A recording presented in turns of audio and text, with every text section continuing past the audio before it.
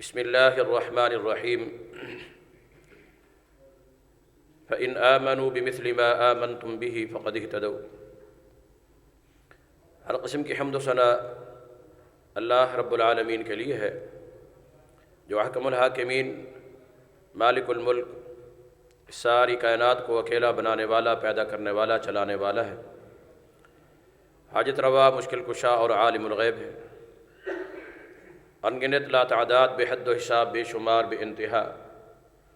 صلاۃ و سلام تمام انبیاء کرام علیہم الصلاۃ والسلام کے لیے، بالخصوص سب سے زیادہ امام الانبیاء جناب محمد الرسول اللہ صلی اللہ تعالی علیہ وآلہ وصحبہ وسلم کی ذات گرامی کے لیے۔ اس مختصر حمد و ثنا اور صلاۃ و سلام کے بعد اللہ کے گھر میں ہم سب جمع ہیں، اللہ کی رضا کے لیے، دین کی باتیں سننے اور سنانے کے لیے، سیکھنے اور سکھانے کے لیے۔ ایسی محفل اور مجلس پر اللہ تعالیٰ کی رحمتیں بھی نازل ہوتی ہیں، اور اللہ تعالیٰ کی طرف سے بشارت گناہوں کی معافی کی بھی ہے۔ دعا ہے اللہ رب العالمین ہمیں ان خوشخبریوں کا مستحق بنا دے، اپنی رحمتیں ہم سب کو عطا فرما دے۔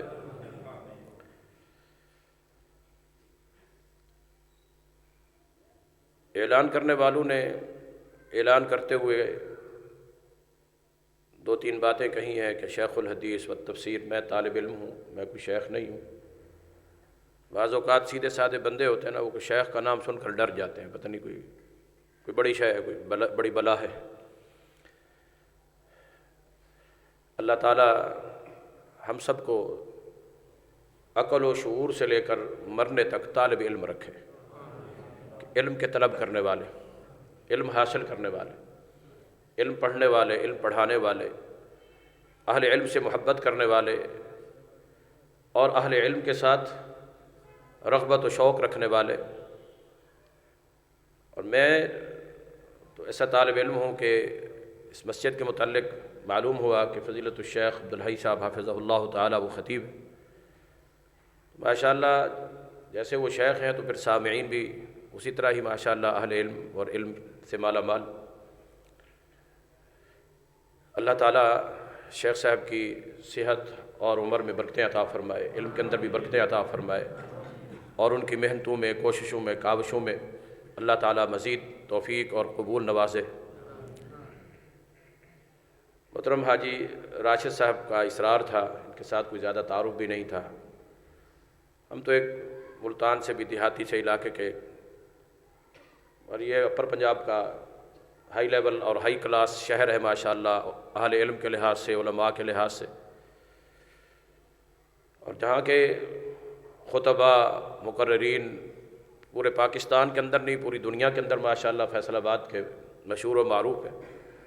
میں شاید طالب علم کے ہونے کی حیثیت سے اس معیار پر پورا نہ اتر سکوں، میرے لیے دعا کیجئے کہ اللہ مجھے جو اللہ کو پسند ہو، اللہ مجھے بیان کرنے کی توفیق عطا فرما دے۔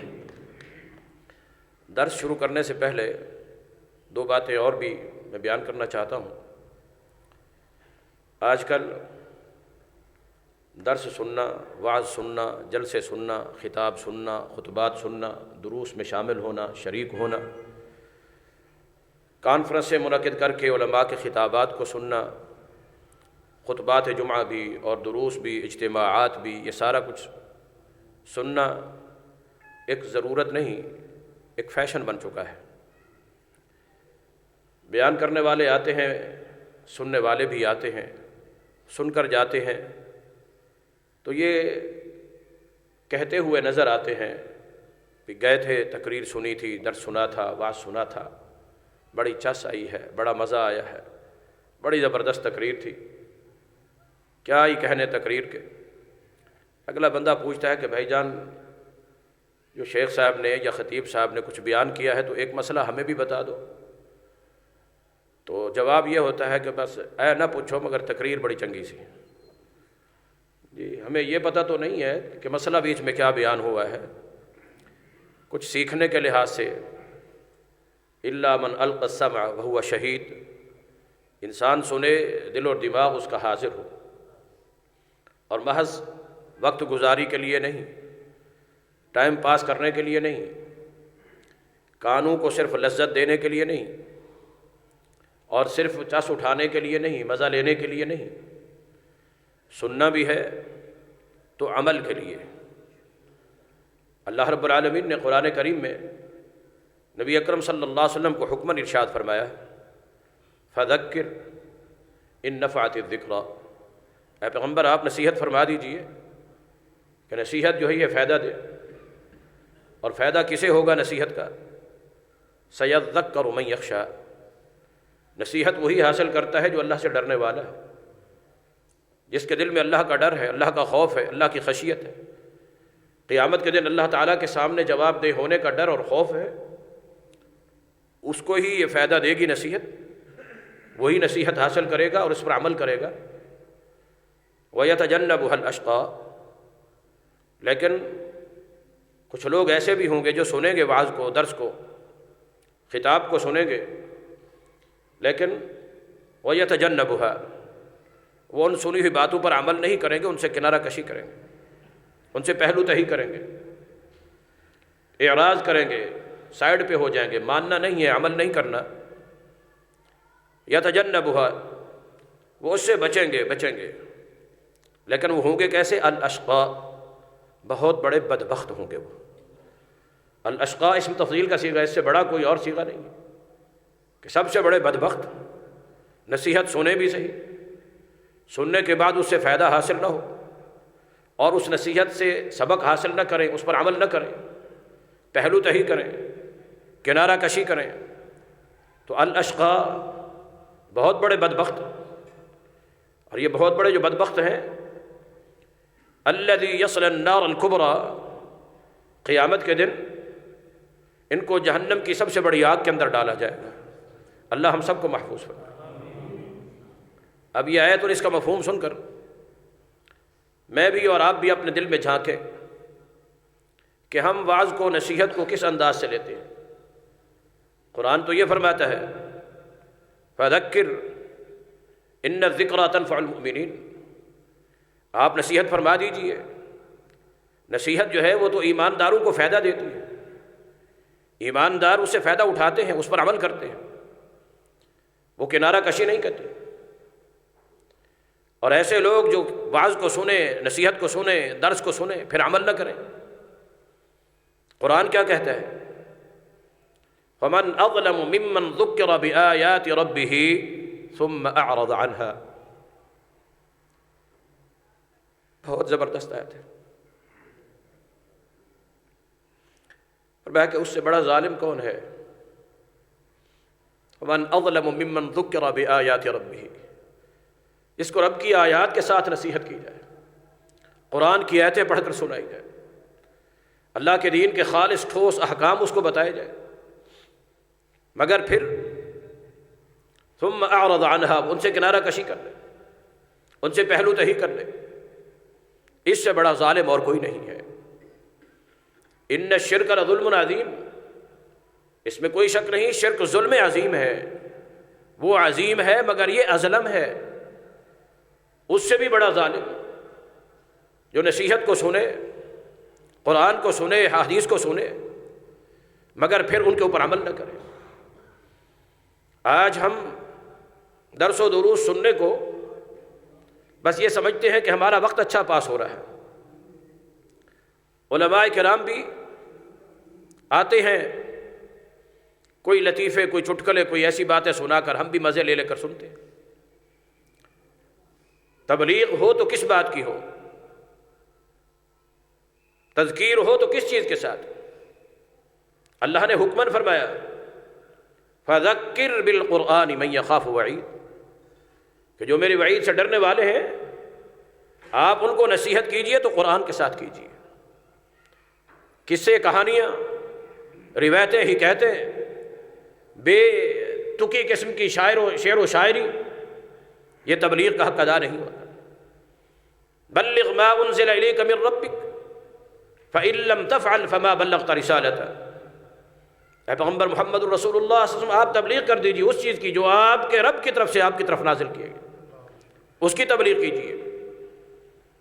تبلیغ ہے تو اس کی ہے، ما انزل الیک من ربک فإن لم تفعل، اگر اس کی تبلیغ نہیں کی فما بلغت رسالتہ، تو اللہ تعالیٰ کی نبوت اور رسالت اور تبلیغ کا حق ادا نہیں ہوا ہے۔ سننے والے بھی سمجھتے ہیں بس سن لیا ٹھیک ہے، سننے کے بعد ایک بہت بڑی ذمہ داری عائد ہو جاتی ہے۔ اس کا یہ مطلب نہیں کہ جب عمل نہیں کرنا تو پھر سننا ہی نہیں ہے، سننا بھی ہے اور عمل بھی کرنا ہے۔ اللہ ہمیں توفیق عطا فرمائے۔ اسی طرح واعظ کرنے والے آتے ہیں، بعض علماء تو یہی سمجھتے ہیں کہ مجھے تقریر کر کے بڑا مزہ آیا ہے، سننے والے سن کے مزہ لیتے ہیں، بیان کرنے والے بیان کر کے مزہ لیتے ہیں، حالانکہ یہ بہت بڑی ذمہ داری ہے۔ ان دونوں کاموں کو ہمارے ماحول اور معاشرے میں بڑا آسان سے سمجھا جاتا ہے، تھوڑی سی مشکلات اگر سمجھی جاتی ہیں نا جلسے کی، درس کی، پروگرام کی، تو وہ مالی سمجھی جاتی ہیں کہ مولوی آئے گا تو پیسے کہاں سے دیں گے، سننے والے آئیں گے تو ان کو کھانا کہاں سے کھلائیں گے، اشتہار چھاپیں گے تو اتنا خرچہ ہو جائے گا۔ یہ مشکلات ہمیں نظر آتی ہیں، مگر یہ نہیں سمجھتے بیان کرنے والے کے اوپر بھی ایک ذمہ داری ہے اور سننے والے کے اوپر بھی ایک ذمہ داری ہے۔ سننے والے پر تو آپ سن چکے نا کہ عمل کرنا ہے، نصیحت سے فائدہ اٹھانا ہے، کنارہ کشی نہیں کرنی، پہلو تہی نہیں کرنی، اسے پلے باندھنا ہے۔ اور یتبعون احسنہ، جو قرآن اور حدیث کی بات اور نصیحت کی بات ہے اس کی اتباع کرنی ہے، پیروی کرنی ہے۔ اور بیان کرنے والے ہیں تو وہ یہ بھی نہیں چلو ہماری روزی اور روٹی کا ذریعہ ہے، نہیں، یہ ایک ذمہ داری ہے۔ یہ جناب محمد الرسول اللہ صلی اللہ علیہ وسلم کا مشن ہے، جو مشن جناب محمد الرسول اللہ صلی اللہ علیہ وسلم امت کو دے کر گئے کہ ترکتکم علی المحجۃ البیضاء لیلھا کنہارھا، ایسی ملت پہ، دین پہ، شریعت پہ تمہیں چھوڑ کر جا رہا ہوں جس میں کوئی ٹیڑھ پن نہیں ہے، جس میں کوئی اندھیرا نہیں ہے، جس کی راتیں بھی دن سے زیادہ چمکنے والی ہیں۔ اور اس کی ذمہ داری الا فلیبلغ الشاہد الغائب، یہ پہنچانا ہے آگے، یہ ذمہ داری ہے۔ محض روزی کا ذریعہ نہیں ہے، روٹی کا ذریعہ نہیں ہے، گزران کا ذریعہ نہیں ہے، یہ تو نبی اکرم صلی اللہ علیہ وسلم والا مشن ہے، صحابہ کرام والا مشن ہے، یہ بہت بڑی ذمہ داری۔ صرف یہی نہیں کہ بس بیان کر دینا ہے، بیان کرنے والے بھی بیان کرتے ہوئے بعض اوقات حظ اٹھاتے ہیں، بیان میں، تقریر میں ان کو بھی ایک سکون سا محسوس ہوتا ہے، اطمینان سا محسوس ہوتا ہے۔ یہ اس وقت ہوتا ہے تب اخلاص ہو اور دعوت بھی خالص ہو، مقاصد بھی نیک ہو، مگر اس کے باوجود بیان کرنے والا سمجھے میں نے تو بیان کر دیا بس، اس کی بھی ذمہ داری ہے، اس کی بھی ذمہ داری ہے۔ لِمَ تَقُولُونَ مَا لَا تَفْعَلُونَ، وہ بات کیوں کہتے ہو جس پر تم عمل نہیں کرتے ہو۔ بیان کرنے والے کے اوپر بھی ذمہ داری عائد ہوتی ہے، اس نے بھی عمل کرنا ہے، اس کی خلاف ورزی نہیں کرنی جو کچھ بیان کر رہا ہے۔ کَبُرَ مَقْتًا عِندَ اللَّهِ، انسان یہ سارا کچھ تو کرتا ہے اس لیے ثواب ملے گا، نیکی کا کام ہے، اجر ملے گا، تبلیغ کا حق ادا ہو رہا ہے، نبی کی سنت پوری کی جا رہی ہے، صحابہ کے مشن کو آگے بڑھایا جا رہا ہے، ثواب کی امید ہے، نیکی کی امید ہے، مگر کابورا مقتا عند اللہ، اللہ کے ہاں یہ بہت ناراضگی والی بات ہے، اللہ غصے ہوتا ہے، ناراض ہوتا ہے، اللہ کی طرف سے سزا اور عذاب کی نوبت بھی آ سکتی ہے کہ ان تقولوا ما لا تفعلون، وعظ کرنے والا وعظ کرے، تقریر کرنے والا تقریر کرے، درس دینے والا درس دے، خطبہ دینے والا خطبہ تو دے، لیکن جو کچھ اس نے بیان کیا ہے اس کا ظاہر، اس کا عمل، اس کی پریکٹس اور اس کی پریکٹیکل زندگی اس کی تصدیق اور تائید نہ کرتی ہو اور اس کے مطابق اس کا عمل نہ ہو تو کبر مقتا عند اللہ، یہ بھی اللہ کے ہاں بہت بڑا جرم اور بہت بڑا گناہ اور اللہ کی ناراضگی کا کام ہے۔ حالانکہ حقیقت میں دیکھا جائے تو یہ اللہ کی رضا والا عمل ہے، اللہ کی خوشنودی والا عمل ہے، انبیاء والا مشن، صحابہ والی ڈیوٹی ہے، نیکی کا ایسا عمل، اللہ اکبر۔ مگر اس کے باوجود اگر بیان کرنے والے کا اپنا عمل ہی اس پر نہیں ہے تو پھر یہی بیان کرنا بھی اس کے لیے وبال کا باعث، سزا کا باعث، اللہ کے غضب اور ناراضگی کا باعث۔ اس لیے بیان کرنے والے ہوں یا سننے والوں، دونوں کی یہ ذمہ داری ہے، جو کچھ سنا ہے سنایا ہے اس کے اوپر عمل بھی کرنا ہے۔ اللہ ہم سب کو عمل کی توفیق عطا فرمائے۔ اب آتے ہیں جو آیت پڑھی اس کے درس کی طرف۔ دنیا میں جو لوگ بھی اسلام کے ساتھ وابستہ ہیں، دین کے ساتھ وابستہ ہیں، اللہ کے قرآن پر ایمان رکھتے ہیں، محمد الرسول اللہ صلی اللہ علیہ وسلم پر بھی ایمان رکھتے ہیں، دین اسلام کو اپنا مذہب مانتے ہیں، اپنے آپ کو مسلمان کہلواتے ہیں، مگر دین کے اوپر عمل کرنے اور دین کو ماننے میں، تسلیم کرنے میں، قرآن کو بھی مانتے ہیں، نبی صلی اللہ علیہ وسلم کی نبوت کو بھی مانتے ہیں، رسالت کو بھی مانتے ہیں، دین شریعت کو بھی مانتے ہیں، احادیث کو بھی مانتے ہیں، لیکن اس کے لیے اپنا ایک معیار ہے۔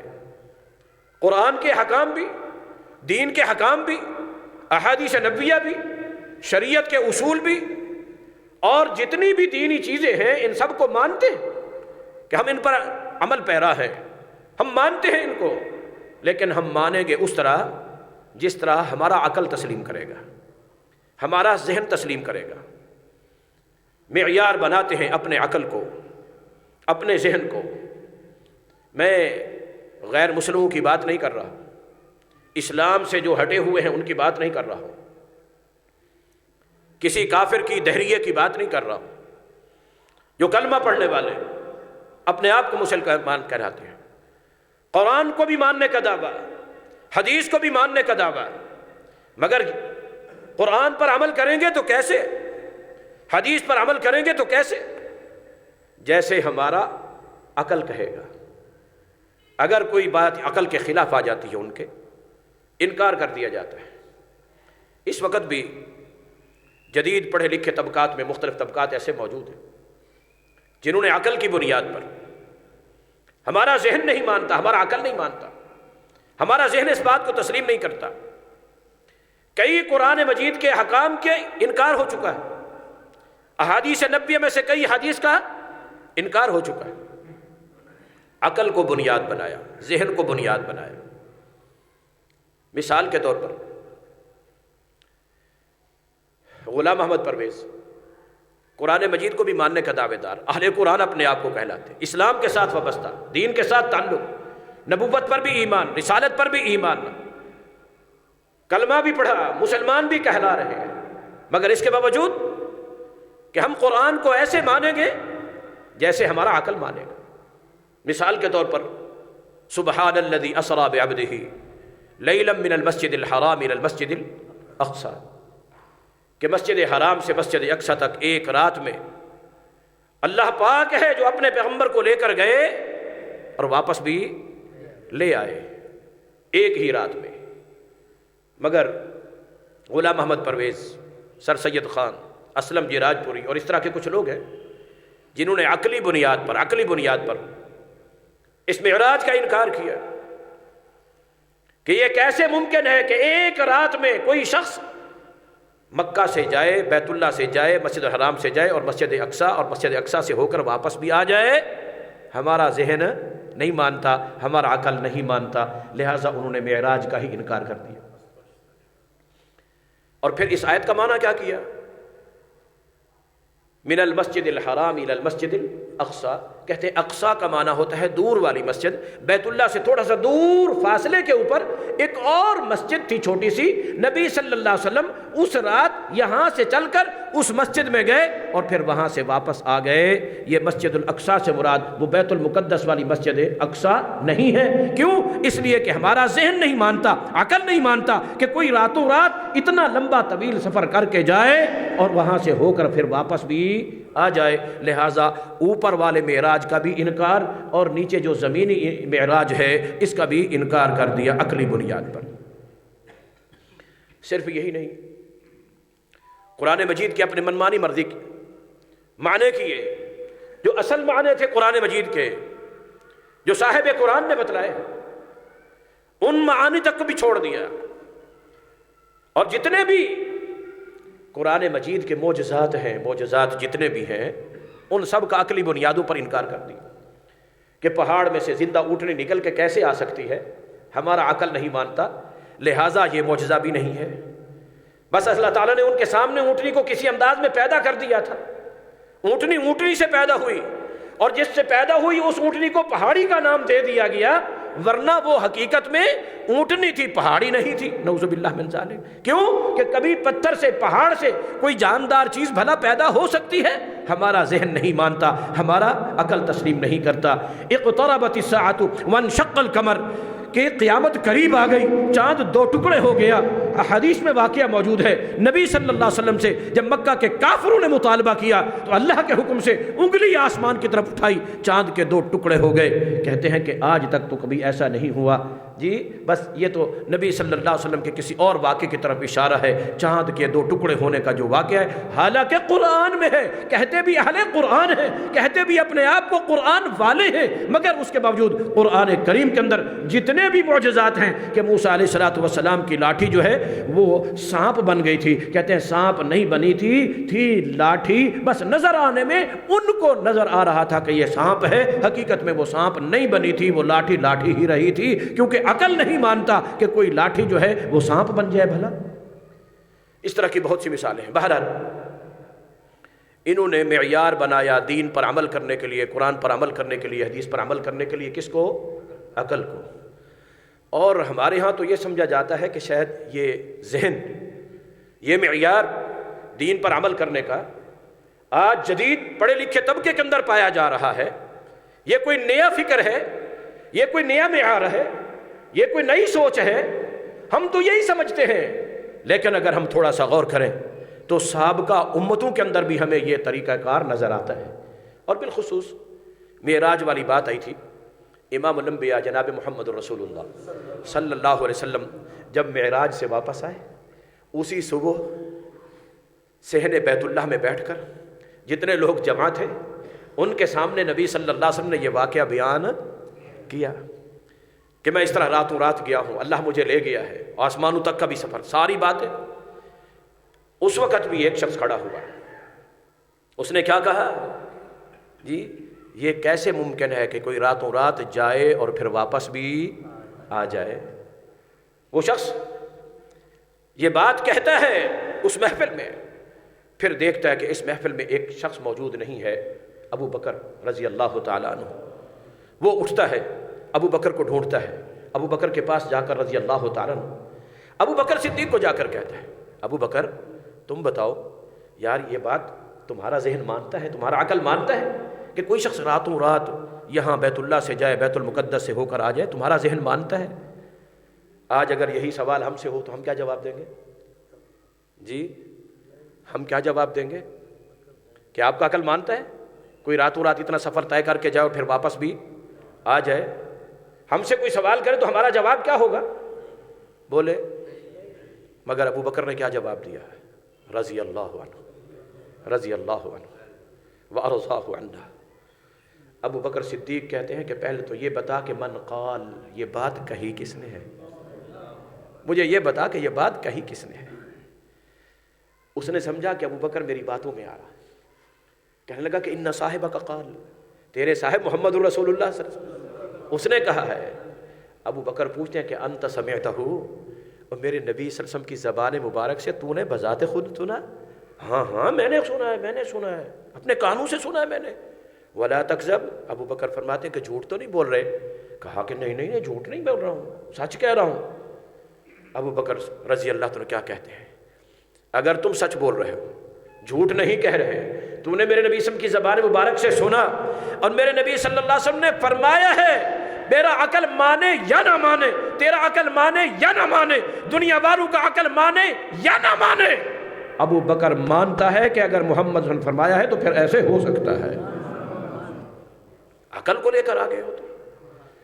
اور یہ بات بھی کہ نبی صلی اللہ علیہ وسلم کے فرمان کے مقابلے میں، سبحان الذی اسریٰ کے مقابلے میں عقل استعمال کیا تھا تو کس نے استعمال کیا تھا؟ ابو جہل نے استعمال کیا تھا۔ یہ فکر کوئی نئی فکر نہیں ہے، یہ معیار کوئی نیا معیار نہیں ہے، بڑا پرانا آ رہا ہے۔ بہرحال عرض کرنے کا مقصد یہ ہے، کچھ لوگوں نے اپنے عقل کو بنیاد بنایا، اپنے ذہن کو، مگر یہ معیار اللہ اور اس کے رسول صلی اللہ علیہ وسلم کا دیا ہوا نہیں ہے۔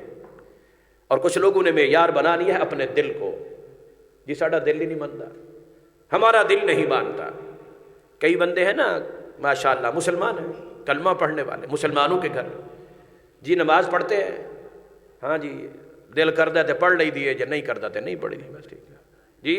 اب دل کو معیار بنا لیا، دل مانتا ہے تو پڑھ لیتے ہیں، اگر دل نہیں مانتا تو یہ دل کو معیار کس نے بنایا ہے دین کے اندر؟ جب نماز فرض ہے تو پھر اس کا معنی فرض ہے، کلمہ پڑھ لیا، ذہن مانے یا نہ مانے، دل مانے یا نہ مانے، اپنی چاہت اپنی خواہش اس کو نہیں دیکھنا، دیکھنا ہے اللہ کے فرمان کو، جناب محمد الرسول اللہ صلی اللہ علیہ وسلم کے فرمان کو۔ کتنی ہی میرے بھائیوں ہم یہاں پر جتنے لوگ بیٹھے ہیں، کتنی ہی ایسے رسمیں ہیں، کتنے ہی ایسے رواج ہیں، قرآن کا دعویٰ کرنے کے باوجود، حدیث کا دعویٰ کرنے کے باوجود، اہل سنت کہلانے کے باوجود، اہل حدیث کہلانے کے باوجود، شادی میں بیاہ میں، خوشی میں غمی میں، گھروں میں پردے کے حکام ہیں۔ دل کرتا ہے تو کر لے، نہیں کرتا تو نہ کرو، کوئی رسم ہے دل کرتا ہے تو کر لو، نہیں کرتا تو نہ کرو۔ اے میرے بھائیوں کہاں کہاں ہم نے بھی اپنے دل کو معیار بنایا ہوا ہے، دل کرتا ہے تو ہم وراثت لینے کی باری آ جائے تو لے لیتے ہیں، مگر دینے کی باری آتی ہے تو دل نہیں کرتا تو نہیں دیتے۔ بہنوں کی بھی ہڑپ کر جاتے ہیں، بیوی کا حق المہر ہے، دینے پہ آ جائے، دل نے کہا تو جو کچھ مرضی لے کر دے دو، لیکن اگر سمجھتا ہے کہ یہ حق کے مقرر کیا ہوا حق ہے، یہ نہیں دل کرتا تو نہیں دیتا۔ زندگی ایسے گزرتی جا رہی ہے۔ اور میرے بھائیوں دل اور دماغ کو معیار نہیں بنانا۔ اللہ نے کیا فرمایا؟ ان یتبعون الا الظن وما تهوى الانفس، یہ وہ لوگ ہیں جو اپنے ظنون کی، اپنے عقل کی، اپنے گمان کی اتباع کر رہے ہیں، پیروی کر رہے ہیں۔ وما تهوى الانفس، یہ دل کی پیروی کر رہے ہیں، جو ان کا دل چاہتا ہے اسی کی اتباع پہ، اسی کی پیروی پہ لگے ہوئے ہیں۔ یہ معیار اللہ اور اس کے رسول صلی اللہ علیہ وسلم کا دیا ہوا نہیں ہے۔ کچھ لوگ ہیں دین پر عمل کرتے ہیں، قرآن پر عمل کرتے ہیں، حدیث پر عمل کرتے ہیں، سنت پر، شریعت پر عمل کرتے ہیں، مگر جب عمل کرنے کے لیے دیکھا جاتا ہے کہ معیار کیا ہے، جی معیار کیا ہے، عقل کو بھی معیار نہیں بناتے، عقل مانے یا نہ مانے، دل کو بھی معیار نہیں بناتے، دل مانے یا نہ مانے، جی ماننا ہی ماننا ہے، ہاں ہاں مانیں گے قرآن کو، مانیں گے حدیث کو، مانیں گے دین کو، مانیں گے شریعت کو، مگر اس طرح مانیں گے جس طرح ہمارے باپ دادا نے مانا ہے، ہمارے آباء و اجداد نے مانا ہے۔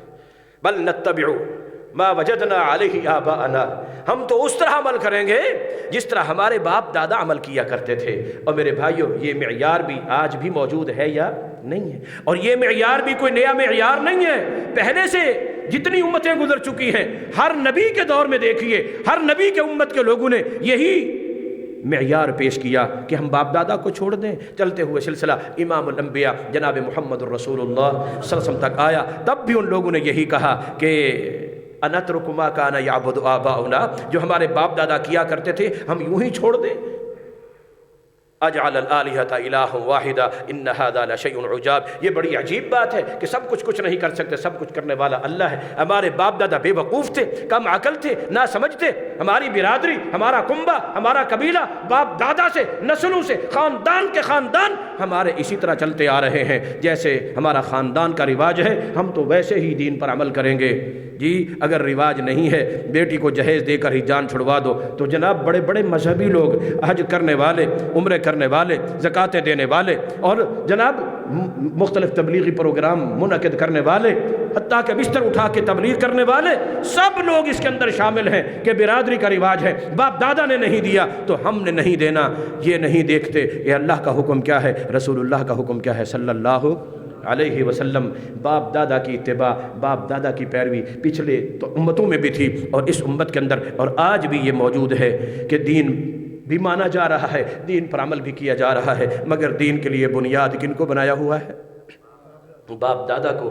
کیا یہ معیار اللہ تعالیٰ کا عطا کیا ہوا ہے؟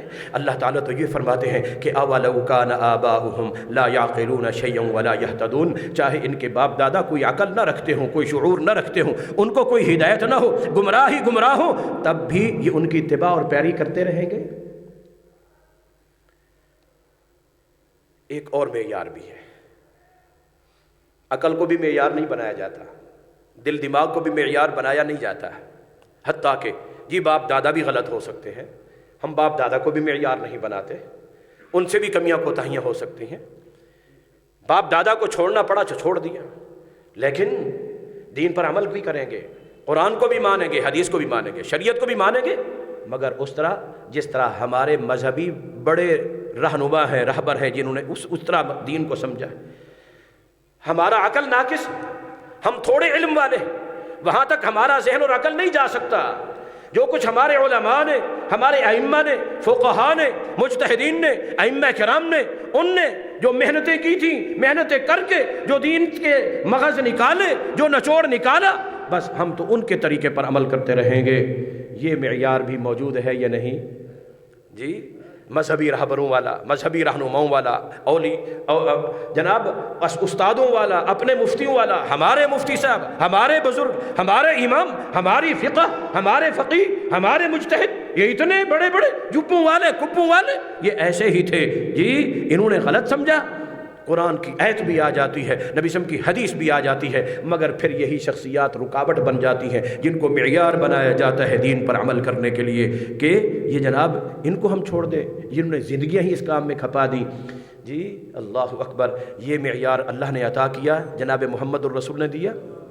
جی یہ بھی پہلے طریقوں میں موجود تھا کہ اتخذوا احبارہم ورہبانہم اربابا من دون اللہ، وہ لوگ تھے جنہوں نے اپنے عالموں کو، اپنے راہبوں کو اور اپنے علماء کو، اپنے فقہاء کو، اپنے درویشوں کو، محض زاہد عبادت گزاروں کو انہوں نے اپنا رب بنا لیا تھا، رب بنا لیا تھا۔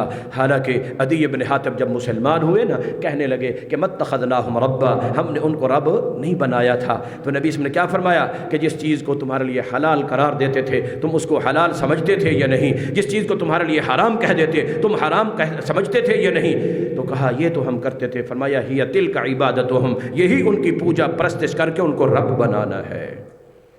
یہ معیار نہیں ہے۔ اللہ اکبر، اللہ کا اور رسول اللہ کا دیا ہوا معیار نہیں ہے۔ اللہ اور اس کے رسول سم کا دیا ہوا معیار کیا ہے؟ وہ معیار فَإِنْ آمَنُوا بِمِثْلِ مَا آمَنْتُمْ بِهِ فَقَدْ اهْتَدَوْا۔ قرآن کو بھی مانو، حدیث کو بھی مانو، دین کو بھی مانو، عمل بھی کرو، لیکن کس طرح کرنا ہے؟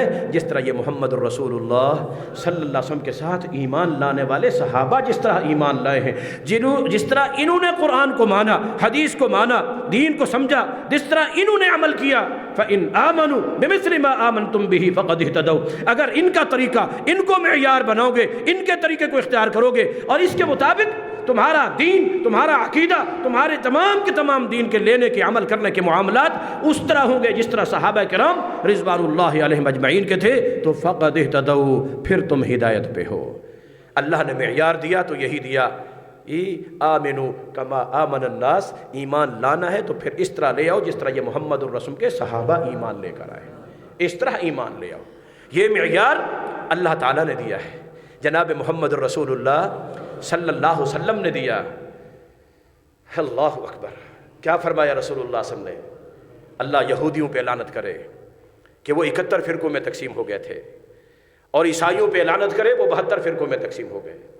ستفترق امتی علی 73 فرقہ، میری امت 73 فرقوں میں تقسیم ہوگی۔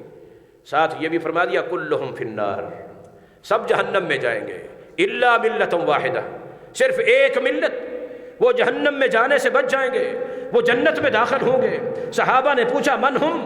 نبی صلی اللہ علیہ وسلم نے کسی کا نام نہیں لیا، کسی جماعت کا نام نہیں لیا، نبی صلی اللہ علیہ وسلم نے اصول بتلایا، ضابطہ بتلایا، ایک صفت بتلا دی، صفت بتلا دی، خصلت بتا دی، عادت بتا دی، طریقہ بتا دیا کہ ما انا علیہ و اصحابی اليوم، جو آج میرا دین کو سمجھنے اور اس پر عمل کرنے کا میرا اور میرے صحابہ کا جو طریقہ ہے، جو اس طریقے پہ ہوں گے وہی جہنم میں جانے سے بچ جائیں گے، جنت میں جائیں گے۔ جو میرے نبی صلی اللہ علیہ وسلم کے صحابہ کے طریقے سے ہٹے ہوئے ہوں گے، اس صحابہ والے طریقے کو چھوڑا ہوا ہوگا، کوئی اور طریقہ اختیار کیا ہوا ہوگا، وہ سب کے سب جہنم میں جائیں گے، وہ سب کے سب گمراہ ہوں گے۔ اللہ ہم سب کو محفوظ فرمائے۔ تو اللہ رب العالمین نے جو معیار دیا وہ کون سا معیار؟ فَإِنْ آمَنُوا بِمِثْلِ مَا آمَنْتُمْ بِهِ فَقَدْ اهْتَدَوْا۔ فقد اہتدوا، ہدایت ہے تو اس معیار میں جو اللہ نے عطا کیا، جو محمد الرسول اللہ صلی اللہ علیہ وسلم نے عطا کیا، ما انا علیہ و اصحابی، جس پر میں اور میرے صحابہ، اللہ اکبر۔ تو اب ہم تھوڑا سا یہ دیکھ لیتے ہیں صحابہ کرام رضوان اللہ علیہم اجمعین کا دین کو سمجھنے اور اس پر عمل کرنے کا طریقہ کار کیا تھا۔ پہلا معیار ہم نے دیکھا کہ عقل، کیا ان صحابہ کرام نے عقل کو بنیاد بنایا؟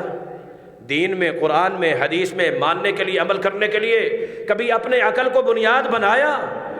عقل مانے یا نہ مانے، جب حکم آ گیا رسول اللہ صلی اللہ علیہ وسلم کا، ذہن مانے یا نہ مانے۔ ایک صحابی کو نبی صلی اللہ علیہ وسلم فرمایا تھا کہ اگر جہاں تم شادی کرنا چاہتے ہو اس بچی کو دیکھ لو، تو جہاں بات ہونے لگی صحابی چلے گئے، آگے جا کر بات کی، ماں باپ تھوڑا سا ہچکچا رہے تھے۔ جب بچی کو پتہ چلا کہ مسئلہ یہی ہے، رسول اللہ نے دیکھنے کی اجازت دی ہے، تو کیا کہتی ہے کہ میری شرم بھی، میری حیا بھی، میرے ماں باپ بھی نبی سم کے حکم اور فرمان پہ قربان ہیں۔ ہاں ہاں، اگر نبی سم نے فرما دیا ہے، تمہیں حدیث معلوم ہے، تو نے سنا دی، ہم نے یقین کر لیا، ایک لمحے کے لیے مجھے دیکھ لو، اگر پسند آ جاؤں تو میرے ساتھ نکاح کر لینا۔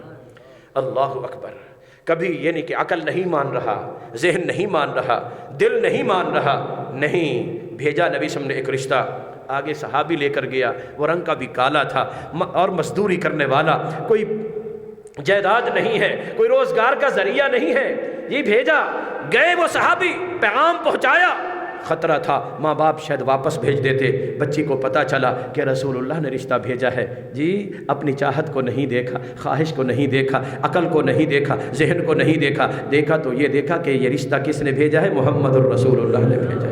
رضیت لنفسی ما رضی علی محمد صلی اللہ علیہ وسلم، بس میں اس رشتے پہ راضی ہوں جو جناب محمد الرسول اللہ نے میرے لیے پسند کر کے بھیجا ہے۔ جب رسول اللہ کی پسند کو مد نظر رکھا، اپنی پسند قربان کر دی، جب رسول اللہ کے حکم اور فیصلے کو مد نظر رکھنا، اپنے ذہن کو قربان کر دیا، نتیجہ کیا نکلا؟ انس بیان کرتے ہیں مدینے کے اندر سب سے زیادہ اللہ کے راستے میں خرچ کرنے والا گھر تھا تو وہی تھا۔ اللہ نے اس گھر میں پھر برکتیں بھی کیسی عطا فرمائی تھی۔ عقل مانے یا نہ مانے، سردیوں کا موسم گزرا ہے، بعض لوگ موزے پہنتے ہیں، بعض جرابیں پہنتے ہیں، جب باوضو پہنے ہوئے ہوں، ایک دن اور ایک رات اپنے گھر شہر میں رہتے ہوئے، یہ 24 گھنٹے ایک دن اور ایک رات اس کے اوپر مسح بھی کر سکتے ہیں، موزے ہیں تو مسح کر سکتے ہیں، سفر میں ہے تو 3 دن اور 3 رات، لیکن مسح کرنا ہوتا ہے تو کیسے کرنا ہوتا ہے؟ یہ ہاتھ گیلا کر کے ایسے اوپر سے ایسے 3 انگلیاں کر کے ایسے پھیرنی ہے جی۔ حالانکہ انسان چلتا ہے تو مٹی نیچے لگی ہوتی ہے، گرد و غبار نیچے لگا ہوتا ہے، کوئی تنکا کوئی تنکا ہے تو وہ کیا ہوگا؟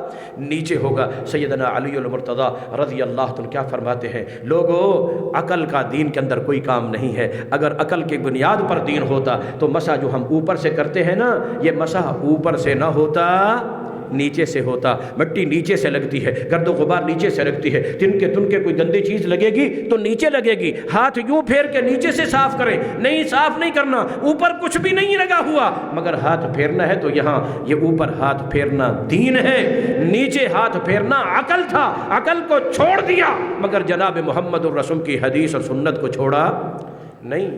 کتنی مثالیں دوں میں، آگے چلتے ہیں۔ باپ دادا کی باری بھی، باپ دادا والا معیار بھی ہے نا جی، باپ دادا والا معیار۔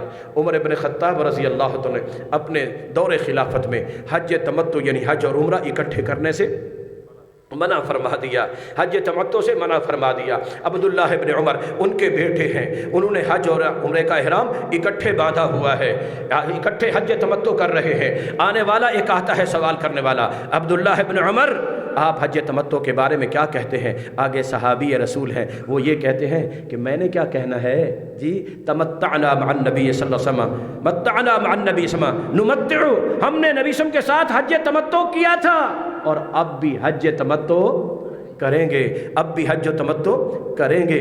لیکن وہ کہنے والا کیا کہتا ہے کہ ان اباک ینہا، عبداللہ ابن عمر آپ کے باپ، آپ کے والد عمر بن خطاب رضی اللہ عنہ تو اس سے روکتے ہیں، اس سے روک رہے ہیں، منع کر رہے ہیں کہ حج تمتع نہ کرو۔ اب وہ باپ ہیں، یہ بیٹے ہیں، باپ دادا کی بات، ادھر رسول اللہ کا عمل کہ متعنا مع النبی صلی اللہ علیہ وسلم، حج تمتع ہم نے رسول اللہ کے ساتھ کیا تھا، اب بھی کریں گے۔ رسول اللہ صلی اللہ علیہ وسلم کا عمل، اور ادھر باپ ہے کیا کہتے ہیں، آج بھی سنہری حروف سے تاریخ حدیث کی کتابوں میں یہ ان کا قول لکھا ہوا ہے کہ امر ابی یتبع ام امر رسول اللہ صلی اللہ علیہ وسلم، دین میں اتباع اور پیروی جناب محمد الرسول اللہ صلی اللہ علیہ وسلم کی جائے گی یا میرے ابا عمر کی جائے گی۔ باپ کو چھوڑنا پڑا، چھوڑ دیا، لیکن جناب محمد الرسول اللہ صلی اللہ علیہ وسلم کے فرمان کو نہیں چھوڑا، نبی صلی اللہ علیہ وسلم کی سنت کو نہیں چھوڑا۔ یہ معیار تھا ان صحابہ کرام کا۔ اور پھر باپ دادا سے آگے چلتے ہوئے کہ کوئی بڑی سے بڑی ذات ہے، بڑی سے بڑی شخصیت ہے، اور کوئی علم والی ذات، کوئی نیک بزرگ۔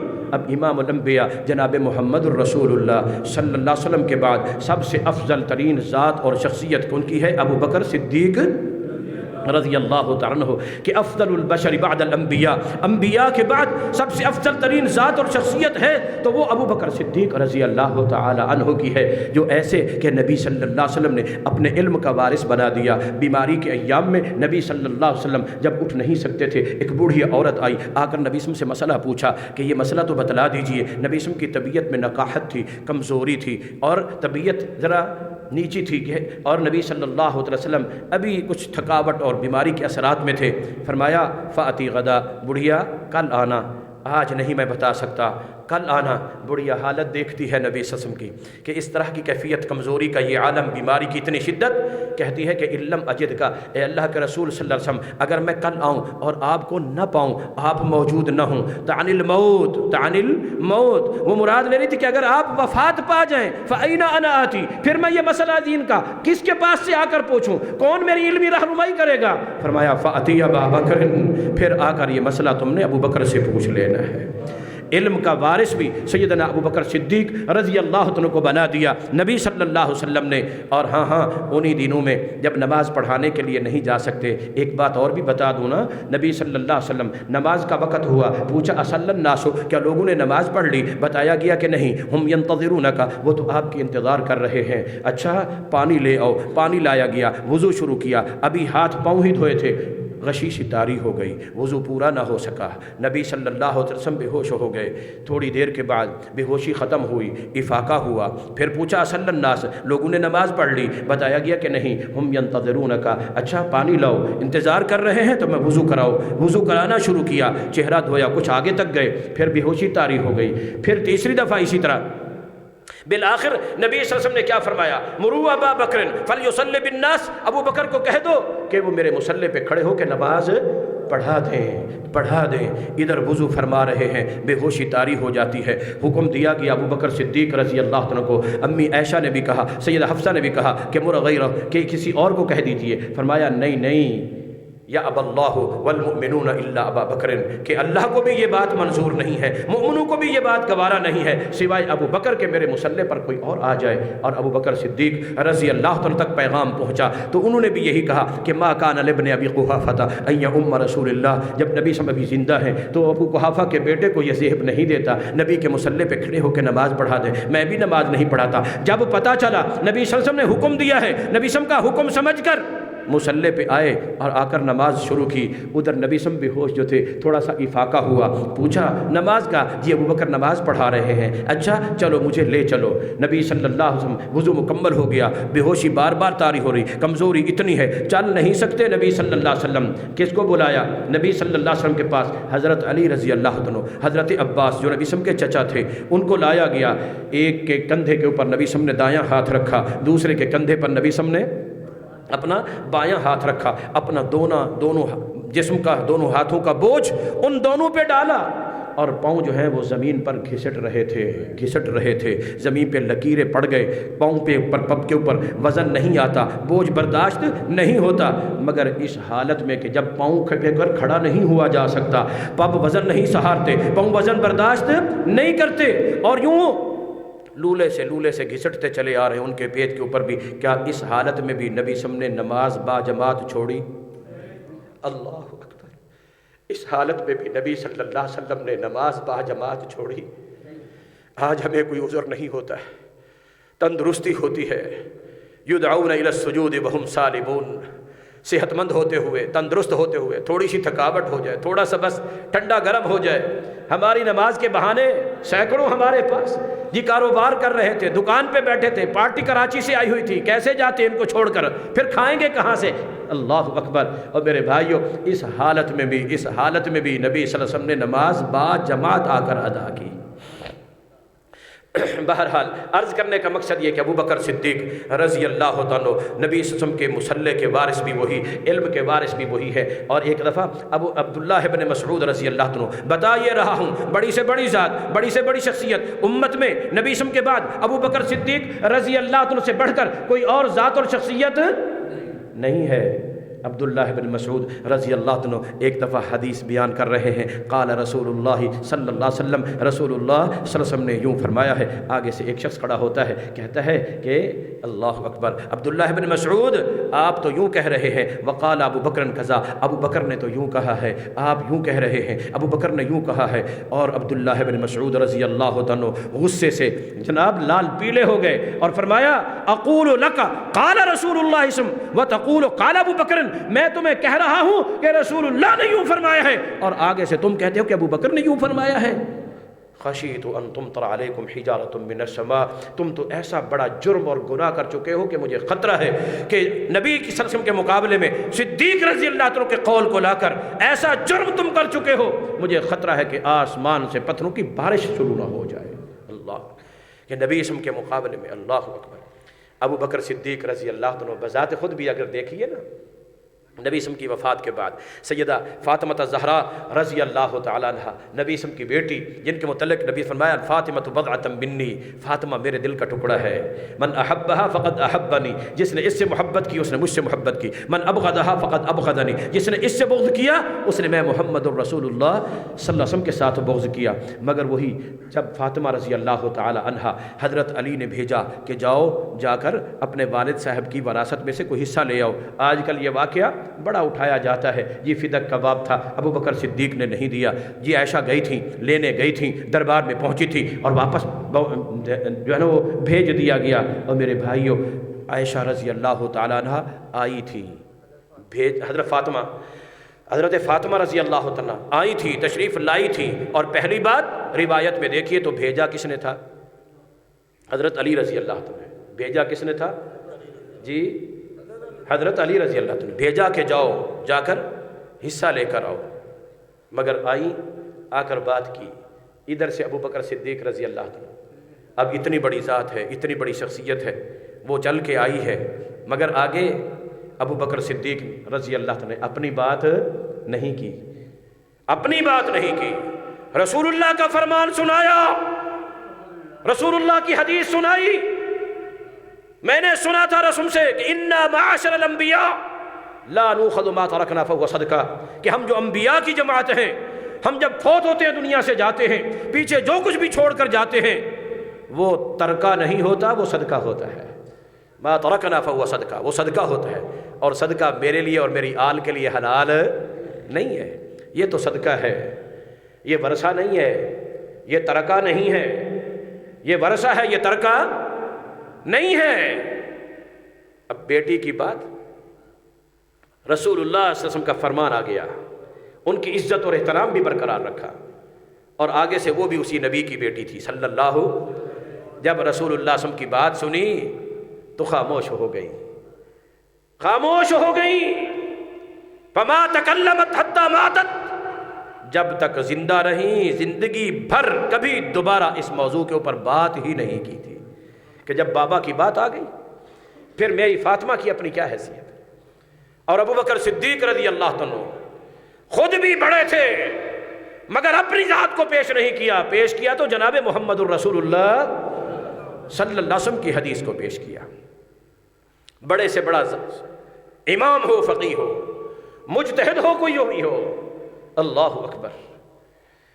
عبداللہ بن مسعود کیا فرماتے ہیں کہ نبی کے فرمان کے مقابلے میں تم اپنی ابو بکر کی بات کرتے ہو، اسی ابو بکر کی بات کرتے ہو، اللہ اکبر۔ ان کا اپنا طریقہ بھی، یہ صحابہ کا معیار تھا، ہر معاملے میں وہ مقدم سمجھتے تھے جو جناب محمد الرسول اللہ صلی اللہ علیہ وسلم کی حدیث کو۔ باپ دادا کو چھوڑنا پڑا، چھوڑا، اور مذہبی رہبروں رہنماؤں کو چھوڑنا پڑا، اور اس کے بعد اللہ اکبر، عمل کیا تو کیسے کیا؟ سیدنا عثمان بن عفان رضی اللہ تعالیٰ، سیدنا عثمان بن عفان رضی اللہ تعالیٰ، سنا ہے نا آپ نے، بلوائیوں نے گھیرا کر لیا تھا گھر کا، جمع ہو گئے، باہر نہیں آنے دیتے تھے، محصور کر دیا، اور اسلحہ لے کر کھڑے ہوئے ہیں کہ عثمان باہر نکلے تو ان کو قتل کر دیں، شہید کر دیں۔ صحابہ کرام گئے تھے، عثمان رضی اللہ عنہ کو کہا اگر آپ کہیں تو ہم ان کے ساتھ لڑنے کے لیے تیار ہیں۔ کہا کہ نہیں، میں اپنی ذات کی وجہ سے نبی کے شہر میں خون کا بہایا جانا پسند نہیں کرتا۔ تو کہنے والوں نے کہا کہ پھر خلافت تو چھوڑ دیجئے، خلافت چھوڑ دیجئے۔ کہا کہ خلافت نہیں چھوڑوں گا، کہ ہم یقتلون کا قتل کر دیں گے۔ کہا قتل کرتے ہیں تو کر دیں، مگر خلافت نہیں چھوڑوں گا۔ جان بچانی تھی لیکن خلافت کو نہیں چھوڑا۔ کیا کہا کہ بات یہ ہے در حقیقت مجھے رسول اللہ نے فرمایا تھا، یا عثمانو ان اللہ یقمصک قمیصا، اے عثمان اللہ تمہیں ایک قمیص پہنائے گا اور کچھ لوگ تم سے وہ قمیص اتارنا چاہیں گے، لا تنزعن عنک، خیال کرنا وہ قمیص تم نے اتارنی نہیں۔ جان چلی گئی، قتل ہو گئے، شہادت پالی، مگر نبی صلی اللہ علیہ وسلم کی حدیث کی خلاف ورزی نہیں کی۔ یہ تھے فَإِنْ آمَنُوا بِمِثْلِ مَا آمَنْتُمْ بِهِ فَقَدْ اهْتَدَوْا، کہ جب ایمان اس طرح لاؤ گے جس طرح نبی صلی اللہ علیہ وسلم کے صحابہ کا ایمان ہے تو پھر تو تم ہدایت پہ ہو، پھر تو تم ہدایت پہ ہو، ورنہ إِنَّمَا هُمْ فِي شِقَاقٍ، پھر گمراہی ہے، پھر بدبختی ہے اور دین سے دوری۔ اللہ تبارک و تعالی نے ہمیں جو معیار عطا کیا ہے صحابہ کرام والا، بات آئیے نا بڑی سے بڑی ذات اور شخصیت کی، انہی حضرت عثمان رضی اللہ عنہ کا دور تھا۔ حضرت عثمان رضی اللہ عنہ کے ساتھ حضرت علی رضی اللہ عنہ کے دو مسئلوں میں اختلاف ہوا، دو مسئلوں میں۔ ایک تو حج تمتع کے متعلق، حضرت عثمان نے بھی حضرت عمر رضی اللہ عنہ کی طرح حج تمتع سے منع کیا، کتاب الحج صحیح بخاری میں یہ بات موجود ہے۔ اور ادھر حضرت علی رضی اللہ عنہ نے حج تمتع کیا۔ لوگوں نے کہا کہ علی رضی اللہ تعالیٰ عنہ، عثمان خلیفہ وقت ہیں، امیر المؤمنین ہیں، انہوں نے منع کیا اور آپ حج تمتع کر رہے ہیں۔ کہا کہ ما کنت لأدع سنت محمد لقول احد، مجھ سے یہ نہیں ہو سکتا کہ کسی اور کے کہنے پہ نبی کی سنت کو چھوڑ دوں، نبی کی سنت کو چھوڑ دوں، نہیں میں تو حج تمتع ہی کروں گا۔ اللہ اکبر۔ یہ صحابہ کرام رضوان اللہ علیہم اجمعین کا طریقہ کار تھا، دین کو سمجھنے کا، دین کو ماننے کا اور عمل کرنے کا۔ میرے لیے آج ہمارے لیے بھی وہی معیار ہیں، فَإِنْ آمَنُوا بِمِثْلِ مَا آمَنْتُمْ بِهِ فَقَدْ اهْتَدَوْا، اور ما انا علیہ وَأَصْحَابِي الْيَوْمِ، جو رسول اللہ فرمایا تھا آج میرا اور میرے، ہاں مسند احمد میں اس حدیث میں لفظ الآن کے بھی ہیں، الآن، اب اس وقت میرے دور نبوت میں، بعد والا دور بھی میرے دور نبوت میں، جو میرا اور میرے صحابہ کا دین کو سمجھنے اور اس پر عمل کرنے کا طریقہ ہے، جو اس پہ ہوں گے وہی کامیاب، وہی جنتی، وہی جہنم سے بچ جائیں گے اور وہی ہدایت یافتہ۔ دعا کریں اللہ ہمیں وہی صحابہ والا معیار اپنانے کی اور اس کے مطابق اپنے عقائد کو، اپنے اعمال کو، اپنے عبادات کو، اپنے معاملات کو اسی معیار کے مطابق اللہ تعالی ہمیں ادا کرنے کی توفیق عطا فرمائے۔ سبحانک اللہم و بحمدک، اشہد ان لا الہ الا انت، استغفرک و اتوب الیک۔ جزاکم اللہ احسن الجزاء۔ بیماروں کے لیے دعا کی درخواست کی گئی ہے۔